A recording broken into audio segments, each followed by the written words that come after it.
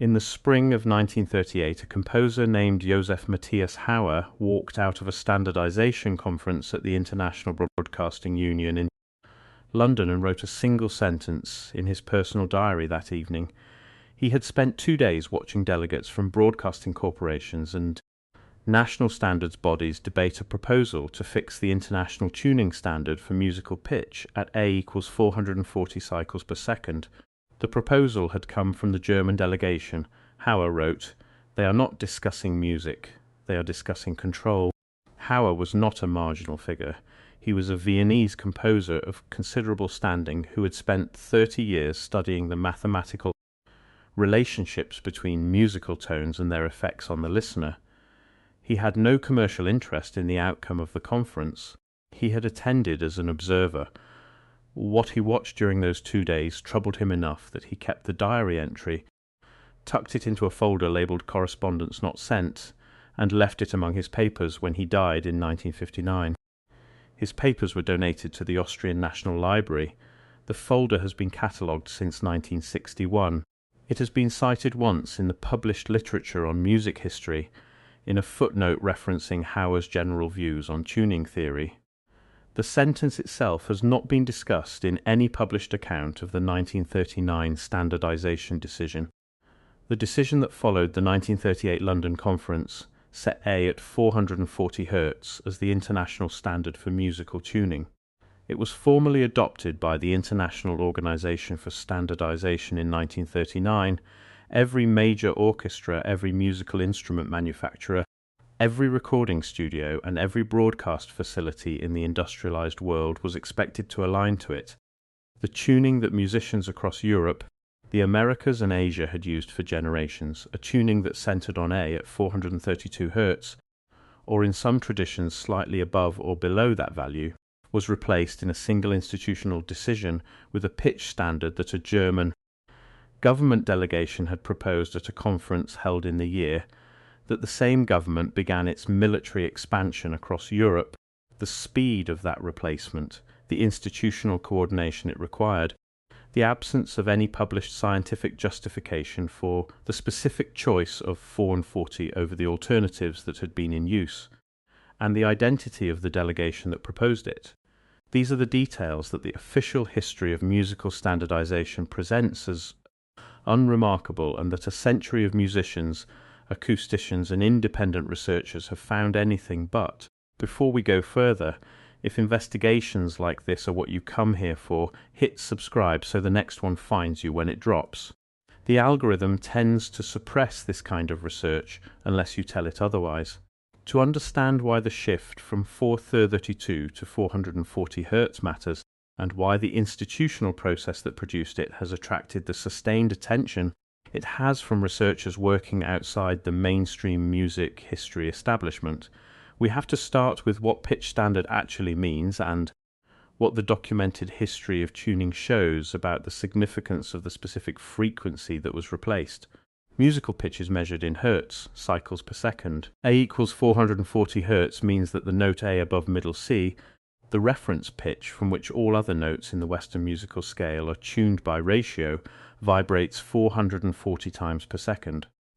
Every other note in the scale is derived from that reference by mathematical relationships that determine the intervals between them.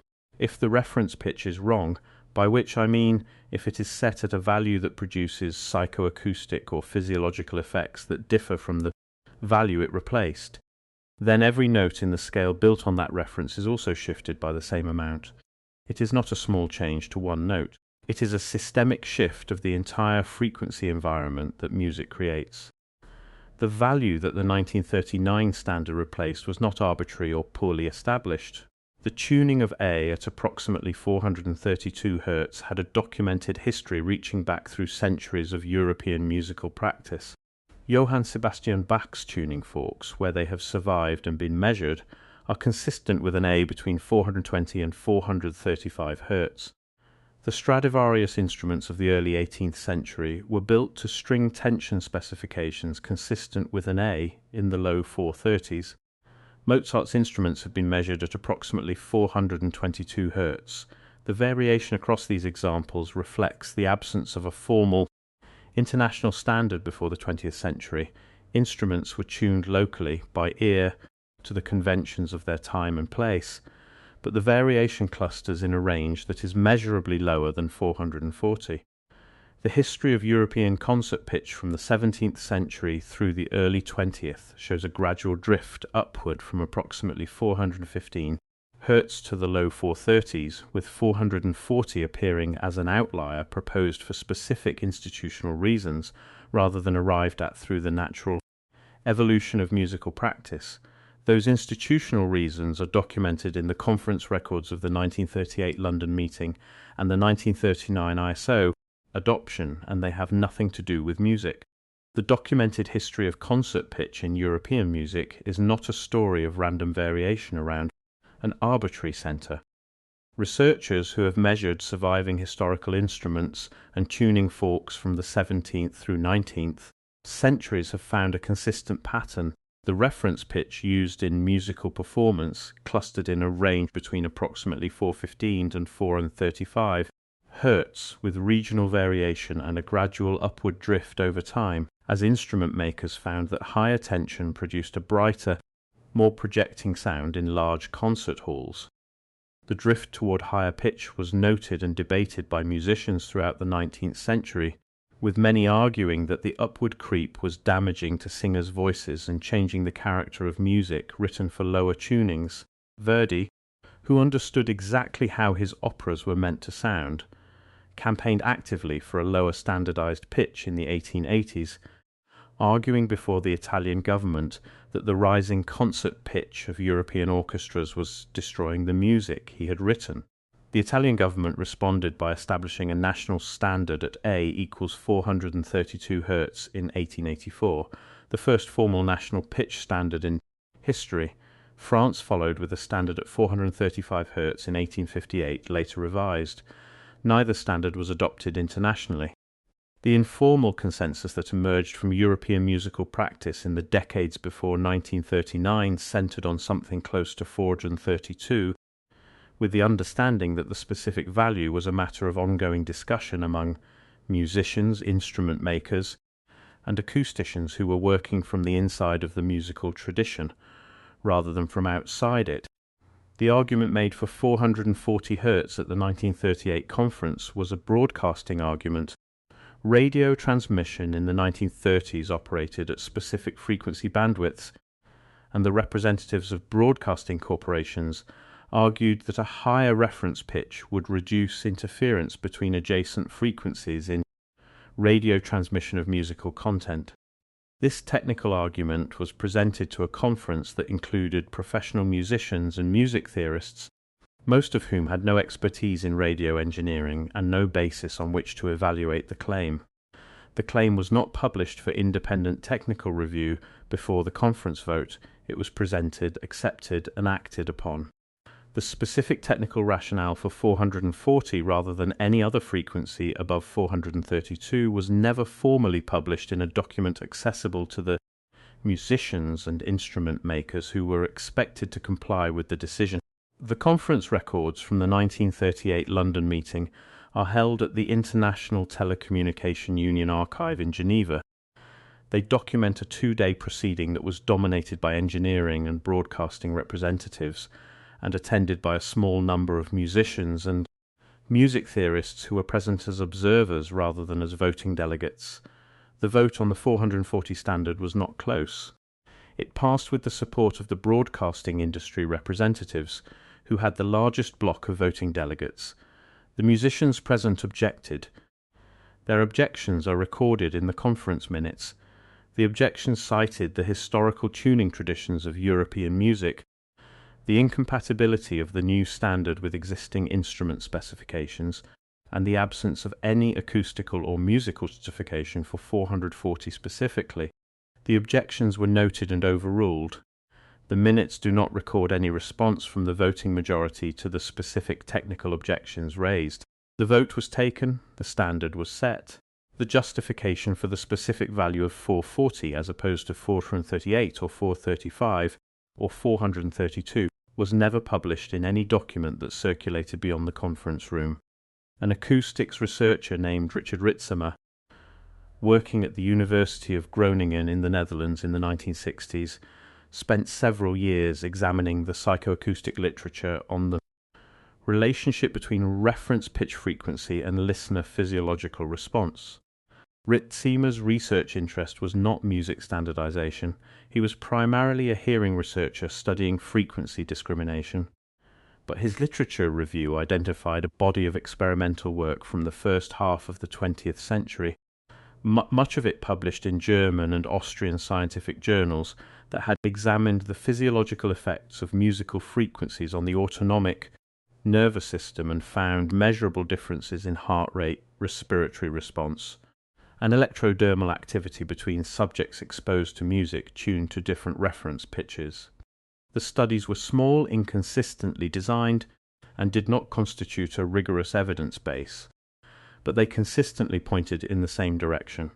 Music tuned to reference pitches in the low 430s produced lower arousal responses, slower heart rate, reduced respiratory rate, lower electrodermal activity than music tuned to higher reference pitches. Music tuned to 440 or above produced the opposite pattern. Ritzema noted this pattern in a research memo circulated internally at Groningen in 1968. He did not publish it. He described his hesitation in a letter to a colleague at the University of Amsterdam as related to the inadequacy of the existing experimental designs for the claim he would need to make, and to the difficulty of conducting the properly controlled study that would be necessary to establish the finding rigorously. He stated in the same letter that the pattern in the existing literature was consistent enough that he thought it should be investigated. The investigation was never funded. Ritzema's internal memo is in the University of Groningen archive. It has not been cited in any published psychoacoustic study.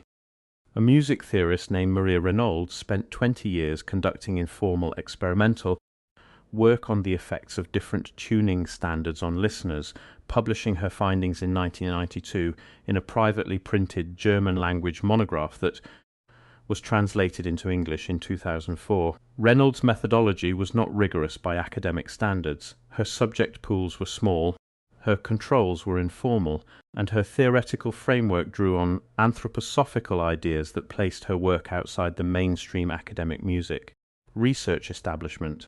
But her observational findings were specific. Listeners consistently described music tuned to A equals 432 as warmer, more resonant and more internally relaxed than the same pieces played at A equals 440.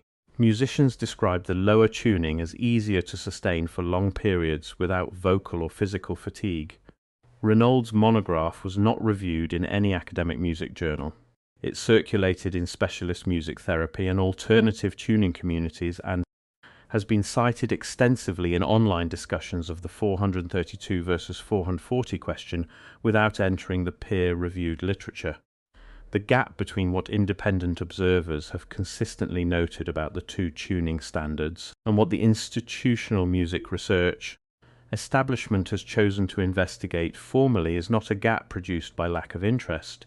The 432 versus 440 question has generated sustained public attention, substantial online discussion, and repeated requests from musicians and researchers for a properly funded psychoacoustic study comparing listener and performer responses to the two reference pitches. That study has not been commissioned by any major music research institution, any acoustics laboratory, or any national standards body. The International Organization for Standardization, which adopted the 440 standard in 1939 and has maintained it since, has never published a formal review of the acoustic or physiological basis for the standard's specific value. The International Organization for Standardization has never published a document explaining why A equals 440 Hz was selected rather than the 432 Hz value that reflected the historical practice of European musical tradition and that experimental work consistently suggested produced lower physiological arousal in listeners. It has never explained why the broadcasting interference argument used to justify the 1939 standard, an argument that was never published for independent technical review, has not been revisited in the 9 decades since.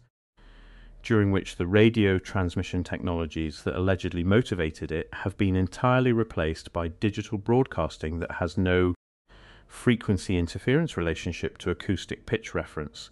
It has never explained why the delegation that proposed the 440 standard at the 1938 London Conference was representing a government that had, in the same period, conducted systematic research into propaganda techniques, including the psychological effects of mass media and public sound environments. Research documented in the archives of the Reich Ministry of Public Enlightenment and Propaganda.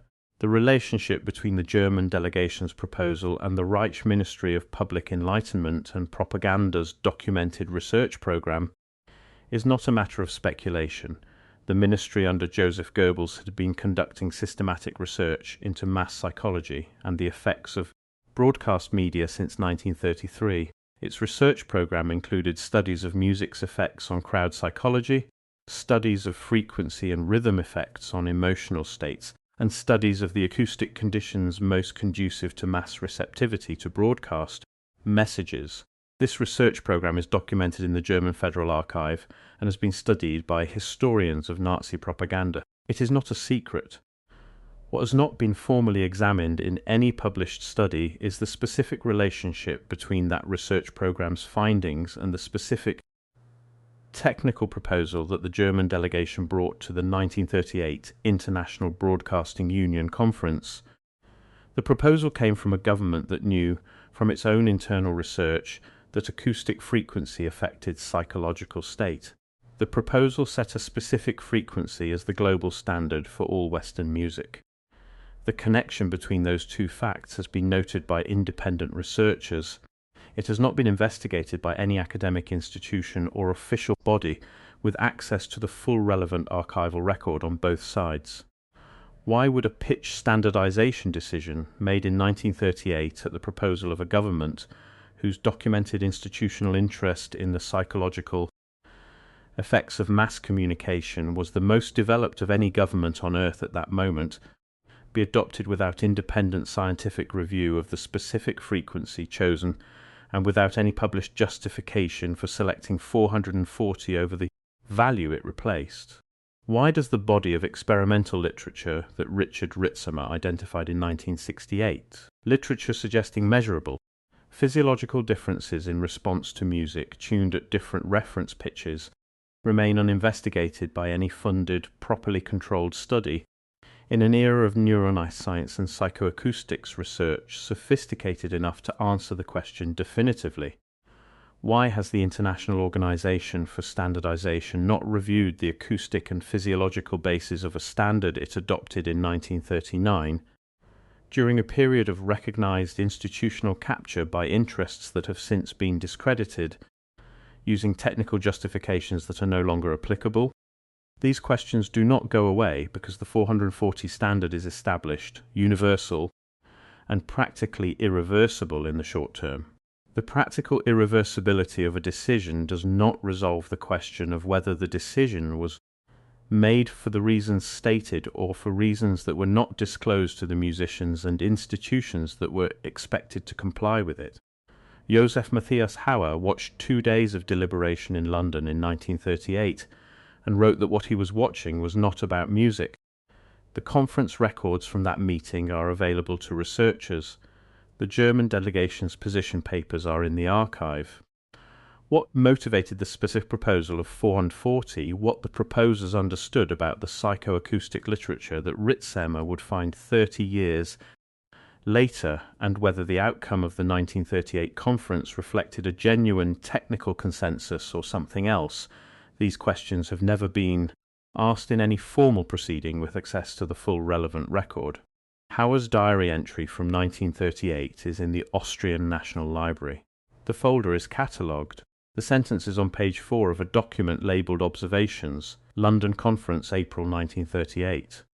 It has been sitting there for 86 years, accessible and unexamined, in the archive of a man who had spent 30 years studying the mathematical relationships between musical tones and their effects on the listener, who watched the standardization process from inside the room, and who came away believing that what he had witnessed had nothing to do with music. The official history tells us that the 440 Hz standard was a practical necessity of the broadcasting era, adopted through a routine international standardization process, and that the musical tradition it replaced was merely local variation without scientific significance. What Joseph Hauer's diary, Richard Ritsamer's unpublished memo, The Experimental Literature Ritsamer Identified, and the documented identity and interests of the delegation that proposed the standard collectively tell us is that the decision was made by specific people with specific institutional interests, using technical justifications that were never independently reviewed, producing a shift in the frequency environment of all Western music that has never been examined for its physiological effects by any funded scientific study. These records survive because people refuse to stop asking. If this matters to you, subscribe and share this with someone who needs to hear it. History does not disappear when it is buried. It disappears when no one looks for it. Next week, I am pulling a thread that connects the 1939 standardization decision to a series of internal memoranda from the Reich Ministry of Public, Enlightenment and Propaganda written between 1935 and 1938 that discuss the psychological effects of broadcast music on mass audiences and the importance of controlling the acoustic environment of public sound. One of those memoranda, declassified from the German Federal Archive in 1994, names a specific target frequency for broadcast music described as optimal for producing a state of heightened receptivity in listeners. The frequency named is 440 Hz.